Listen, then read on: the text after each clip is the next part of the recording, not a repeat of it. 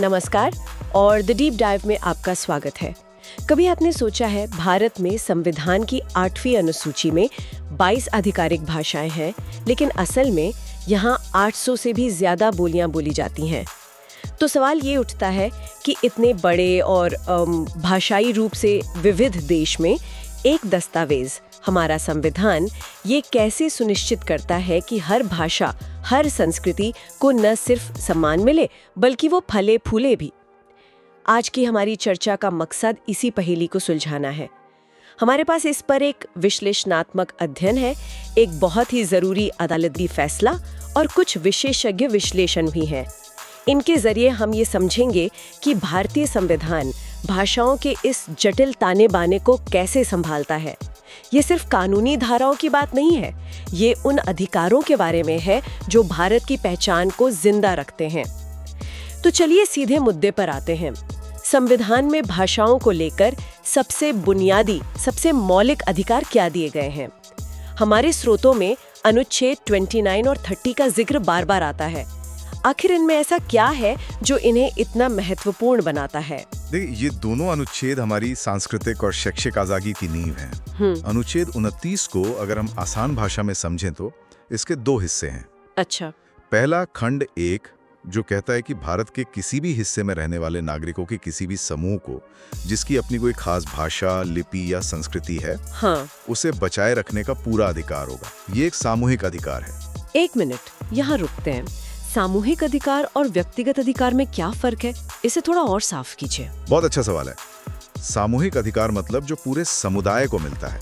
जैसे अगर सरकार कोई ऐसी नीति बनाए जिससे किसी एक पूरी भाषा पर ही खतरा आ जाए, तो वो उस समुदाय के सामूहिक अधिकार पर हमला होगा। समझ गए। वहीं इसका दूसरा हिस्सा यानी खंड 2 वो एक व्यक्तिगत अधिकार है। अच्छा। ये कहता है कि किसी भी नागरिक को राज्य से मदद पाने वाले किसी भी शिक्षण संस्थान में सिर्फ धर्म, नस्ल, जाति या भाषा के आधार पर दाखिले से मना नहीं किया जा सकता। तो मतलब अगर एक कॉलेज किसी एक भाषा के छात्र को दाखिला नहीं देता तो ये उस छात्र के व्यक्तिगत अधिकार का उल्लंघन हुआ। बिल्कुल सही, एकदम सही पकड़ा आपने। ठीक है, तो आपके पास अपनी संस्कृति को बचाने का अधिकार है, लेकिन सिर्फ अधिकार होने से क्या होता है? उसे बचाने के लिए आप असल में कर क्या सकते हैं? यहीं पर स्कूल और संस्थान खोलने की बात आती है। ठीक इसी जगह पर अनुच्छेद 30 की भूमिका आती है। अच्छा। ये अनुच्छेद 29 में दिए गए अधिकार को एक यूं समझिए कि व्यावहारिक रूप देता है, उसे जमीन पर उतारता है। कैसे? ये कहता है कि सभी धार्मिक या भाषाई अल्पसंख्यकों को अपनी पसंद के शिक्षण संस्थानों की स्थापना और उनके प्रशासन का अधिकार होगा। मतलब संविधान आपको सिर्फ अपनी संस्कृति बचाने का हक ही नहीं दे रहा। नहीं, बल्कि उस हक को इस्तेमाल करने का तरीका भी बता रहा है। आप स्कूल खोल सकते हैं, कॉलेज बना सकते हैं और अपनी अगली पीढ़ी को अपनी भाषा सिखा सकते हैं। ये तो बहुत दिलचस्प है। मतलब एक तरफ संविधान सैकड़ों भाषाओं और संस्कृतियों को बचाने और बढ़ावा देने की गारंटी दे रहा है, लेकिन दूसरी तरफ एक देश को चलाने के लिए, शासन के लिए किसी एक साझा भाषा की भी तो जरूरत होती है। तो संविधान इस संतुलन को कैसे बनाता है? ये तो एक बहुत बड़ी चुनौती रही होगी। ये संविधान निर्माताओं के सामने सबसे बड़ी चुनौतियों में से एक थी और उन्होंने यहाँ एक बहुत ही व्यवहारिक रास्ता अपनाया। अनुच्छेद 343 कहता है कि संघ की राजभाषा हिंदी और लिपि देवनागरी होगी। लेकिन वो जानते थे कि ये बदलाव रातों रात नहीं हो सकता, इसलिए उन्होंने एक समझौता किया। क्या समझौता था वो? कि संविधान के लागू होने के 15 साल तक अंग्रेजी का प्रयोग सरकारी कामों में जारी रहेगा और संसद इस अवधि को कानून बनाकर आगे बढ़ा सकती है। और वो 15 साल की समय सीमा, वो तो शांति से खत्म नहीं हुई थी, है ना? मुझे याद है 1960 के दशक में दक्षिण भारत में, खासकर तमिलनाडु में इसे लेकर बहुत बड़े आंदोलन हुए थे। बिल्कुल, यही भारतीय लोकतंत्र की खूबसूरती है। संविधान ने एक रास्ता सुझाया, लेकिन जब उस पर अमल करने का समय आया तो देश के एक बड़े हिस्से ने अपनी चिंताएं जाहिर की और उन चिंताओं को सुना गया। सुना गया और संसद ने 1963 में राजभाषा अधिनियम मतलब ऑफिशियल लैंग्वेजेस एक्ट पारित किया, जिसने अंग्रेजी के इस्तेमाल को अनिश्चित काल के लिए जारी रखा। तो ये दिखाता है कि हमारा संविधान कोई पत्थर की लकीर नहीं है। नहीं, बल्कि एक जीवंत दस्तावेज है जो संवाद और सहमति से विकसित होता है। ठीक है, तो ये तो केंद्र की बात हो गई, पर भारत तो राज्यों का संघ है। असली भाषाई विविधता तो राज्यों में ही दिखती है। क्या राज्यों पर भी हिंदी थोपी गई है? नहीं, यहीं पर संविधान का लचीलापन फिर से सामने आता है।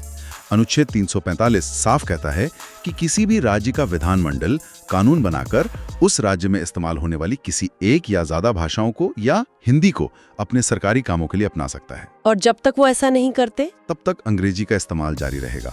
इसीलिए आप देखती हैं कि पंजाब में पंजाबी, तमिलनाडु में तमिल और पश्चिम बंगाल में बंगाली राजभाषा है। और इसी संदर्भ में 8वीं अनुसूची का जिक्र आता है ना? जी, वो बहुत महत्वपूर्ण हो जाती है। जब संविधान बना था तब इसमें सिर्फ 14 भाषाएं थी। और आज 22 है। हाँ, आज 22 है। किसी भाषा का 8वीं अनुसूची में शामिल होने का मतलब क्या है? क्या इससे कोई वाकई फायदा होता है? बहुत बड़ा फायदा होता है। ये सिर्फ एक प्रतीकात्मक सम्मान नहीं है। जो भाषाएं इस सूची में हैं, उन्हें साहित्य अकादमी से मान्यता मिलती है। छात्र सिविल सेवा की परीक्षा उस भाषा में दे सकते हैं। अच्छा। और सरकार उन भाषाओं के प्रचार प्रसार के लिए भी कदम उठाती है। और हमारे स्रोत बताते हैं कि हर भाषा को जुड़वाने के लिए एक लंबा संघर्ष हुआ है। बिल्कुल, हर भाषा के जुड़ने के पीछे एक सामाजिक और राजनीतिक कहानी है।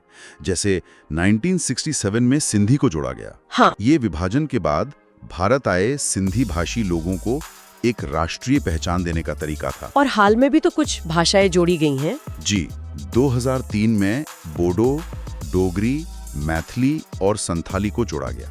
बोडो और संथाली को जोड़ना दशकों के आदिवासी आंदोलनों और अपनी सांस्कृतिक पहचान को मान्यता देने की उनकी मांग का नतीजा था। तो ये अनुसूची भारत के बदलते सामाजिक और राजनीतिक परिदृश्य का एक आईना है। सही कहा आपने। तो हमने केंद्र और राज्य के बड़े स्तर की बात कर ली, लेकिन ये सब नीतियाँ एक आम इंसान की जिंदगी को कैसे छूती हैं?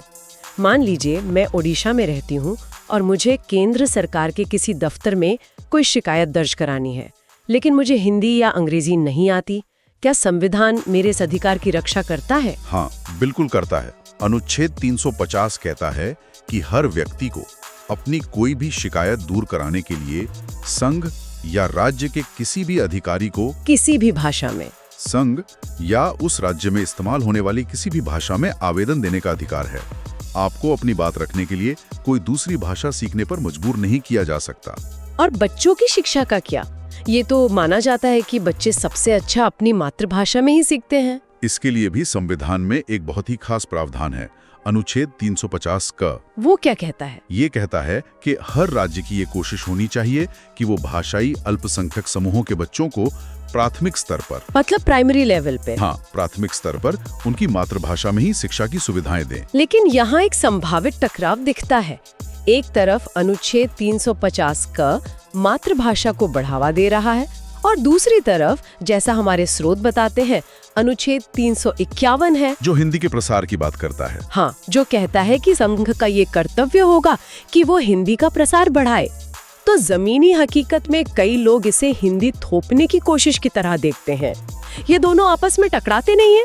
ये बहुत ही अहम सवाल है और यहीं पर अदालतें सामंजस्यपूर्ण निर्माण यानी हार्मोनियस कंस्ट्रक्शन का सिद्धांत अपनाती हैं। इसका मतलब क्या हुआ? इसका सीधा मतलब है कि संविधान के अलग अलग हिस्सों को इस तरह से पढ़ा जाए कि वे एक दूसरे से टकराए नहीं, बल्कि एक साथ मिलकर काम करें। तो फिर अनुच्छेद 351 को कैसे समझा जाए? देखिए, वो हिंदी को बढ़ावा देने की बात तो करता है, लेकिन दूसरी भाषाओं को दबाकर नहीं। तो कैसे? अनुच्छेद 351 खुद इसका जवाब देता है। वो कहता है कि हिंदी का विकास इस तरह से किया जाए कि वो भारत की मिलीजुली संस्कृति की आवाज बन सके। और इसके लिए उसे 8वीं अनुसूची में बताई गई दूसरी भारतीय भाषाओं के शब्दों, मुहावरों और शैलियों को अपनाना होगा। अच्छा, तो लक्ष्य हिंदी को दूसरी भाषाओं पर थोपना नहीं, बल्कि उसे इतना समृद्ध और समावेशी बनाना है कि वो पूरे भारत की भावनाओं को व्यक्त कर सके। बिल्कुल, ये एकीकरण का रास्ता है, वर्चस्व का नहीं। सिद्धांत में तो ये संतुलन बहुत अच्छा लगता है, लेकिन असली परीक्षा तो तब होती है जब कोई अधिकार किसी सरकारी नियम से टकराता है। हमारे पास उत्तर प्रदेश के स्कूलों से जुड़ा एक ऐसा ही मामला है। जी, ये मामला 2018 के उत्तर प्रदेश स्व वित्त पोषित स्वतंत्र विद्यालय शुल्क विनियमन अधिनियम से जुड़ा है। इसका मकसद निजी स्कूलों की फीस को नियंत्रित करना था, है ना? हाँ, खासकर जो स्कूल बहुत ज्यादा फीस वसूल रहे थे। और एक अल्पसंख्यक शिक्षण संस्थान ने इसे अदालत में चुनौती दी। उनका तर्क क्या था? उनका तर्क ये था कि अनुच्छेद 30 हमें अपने संस्थान को चलाने यानी उसका प्रशासन करने का पूरा अधिकार देता है। फीस तय करना प्रशासन का एक अहम हिस्सा है, इसलिए सरकार इसमें दखल नहीं दे सकती। तो ये उनकी संवैधानिक स्वायत्ता पर सीधा हमला था उनके हिसाब से। बिल्कुल। तो सोचिए अदालत में माहौल कैसा होगा। एक तरफ अल्पसंख्यक संस्थान के वकील जो कह रहे हैं कि फीस तय करना हमारा संवैधानिक हक है, और दूसरी तरफ सरकार जो कह रही है कि शिक्षा कोई मुनाफा कमाने का धंधा नहीं है और छात्रों को लूट से बचाना हमारी जिम्मेदारी है। तो ये अधिकार और जिम्मेदारी के बीच संतुलन की लड़ाई थी। सही कहा। तो अदालत ने क्या फैसला सुनाया? क्या अल्पसंख्यक संस्थानों को नियम कानूनों से पूरी छूट है? नहीं, और यहीं पर अदालत का सूक्ष्म और संतुलित निर्णय सामने आता है। अदालत ने एक बहुत ही महत्वपूर्ण बात कही। क्या? उन्होंने कहा कि अनुच्छेद 30 के तहत प्रशासन करने का अधिकार असल में कुप्रबंधन यानी मैल एडमिनिस्ट्रेशन करने का अधिकार नहीं है। इसे और आसान भाषा में समझाइए। इसका मतलब है कि आपको अपना संस्थान चलाने का अधिकार है, लेकिन आप इस अधिकार की आड़ में मनमानी नहीं कर सकते। अच्छा। अदालत ने माना कि राज्य को शिक्षा के व्यवसायीकरण को रोकने और छात्रों के हितों की रक्षा के लिए उचित और तर्कसंगत नियम बनाने का पूरा अधिकार है। तो फीस को नियंत्रित करने वाले नियम? तर्कसंगत नियम जो सभी स्कूलों पर समान रूप से लागू होते हैं, वे अल्पसंख्यक संस्थानों के संवैधानिक अधिकारों का उल्लंघन नहीं करते। तो एक बार फिर ये एक संतुलन बनाने की बात है। अधिकार निरपेक्ष नहीं है, वो जिम्मेदारियों के साथ आता है। अब इस पूरी चर्चा में हम बार बार अल्पसंख्यक शब्द का इस्तेमाल कर रही हैं, लेकिन संविधान के लिहाज से ये अल्पसंख्यक आखिर है कौन? आपका अंदाजा बिल्कुल सही है। हमारे स्रोत बताते हैं कि संविधान खुद अल्पसंख्यक शब्द को परिभाषित नहीं करता है। अच्छा।